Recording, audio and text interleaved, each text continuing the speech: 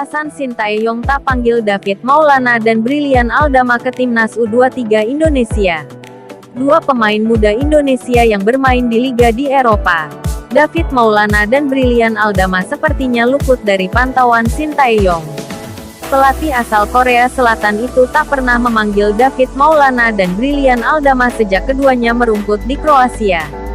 Sintayong baru saja mengumumkan daftar 29 pemain timnas Indonesia U23 untuk mengikuti Piala AFF U23 2022 di Kamboja pekan depan.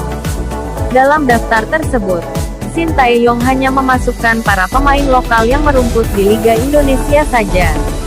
Sejak awal, Sintayong memang menyatakan tak akan melibatkan pemain berbasis luar negeri yang selama ini menjadi andalan, seperti Egy Maulana Fikri, Witan Sulaiman, Asnawi Mangkualam, hingga Elkan Bagot.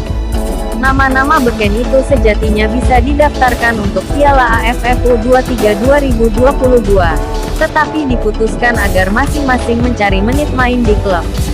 Hanya, daftar terbaru untuk terbang ke Kamboja juga menguak satu hal tentang kemungkinan luputnya Sintayong. David Maulana dan Brilian Aldama, keduanya baru berusia 19 tahun. Sesungguhnya bisa memperkuat lini tengah tim Garuda. Namun, Sintayong tampak melupakan David dan Brilian semenjak keduanya merumput bersama HNK Rijeka, dan dipinjamkan ke NK Pomorak. Baik David dan Brilian tercatat pernah menjadi letnan kepercayaan Sintayong di timnas Indonesia U20 yang dipersiapkan untuk Piala Dunia U20 2021. Semasa pemusatan latihan timnas Indonesia U20 di Kroasia pada September-Oktober tahun 2021, David dan Brilian nyaris selalu bermain. David bahkan mendapat kehormatan sebagai kapten, dan Brilian mencatatkan 1 gol ke gawang Qatar U20. Sejak Brilian direkrut HNK Rijeka pada Januari tahun 2021 dan disusul David 6 bulan kemudian, Sintayong tak pernah melirik lagi.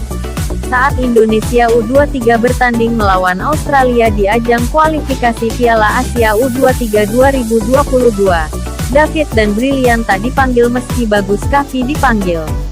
Memang, David dan Brilian sedang dipinjamkan ke NK Pomorak, klub kasta ketiga Liga Kroasia, yang menyulitkan untuk dilakukan pemantauan. Namun, staf pelatih timnas Indonesia, dan Sintayong itu sendiri, seharusnya memahami perkembangan dua pemain bertalenta itu di negeri jauh. David Maulana dan Brilian Aldama sekali lagi harus menyaksikan perjuangan rekan-rekannya dari layar kaca. Atau mungkinkah Coach Sintayong punya rencana tersendiri untuk timnas Indonesia?